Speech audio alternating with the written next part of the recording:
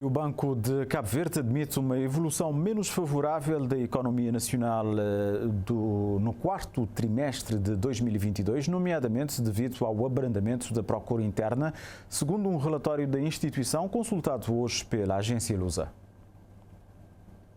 O relatório sobre indicadores económicos e financeiros de 2022 aponta consequências da conjuntura internacional na economia cabo-verdiana, nomeadamente ao nível da procura interna. No plano interno, os indicadores disponíveis apontam igualmente para uma evolução menos favorável da economia nacional no quarto trimestre. Os indicadores quantitativos acompanhados pelo BCV indiciam um abrandamento da procura interna em termos homólogos, relacionado essencialmente com a evolução menos favorável do investimento, conforme sugere a redução das importações de materiais de construção e de transportes, LES. Acrescenta que o consumo continua a dar sinais de alguma resiliência, tendo em conta o aumento que se verifica nas importações de bens de consumo não duradouros. Os indicadores apontam igualmente para uma contínua melhoria da procura externa líquida relacionada com o aumento, ainda que mais moderado, da procura turística, refere ainda o Banco Central. O indicador de clima económico aponta para uma melhoria da confiança dos agentes económicos, determinado, sobretudo,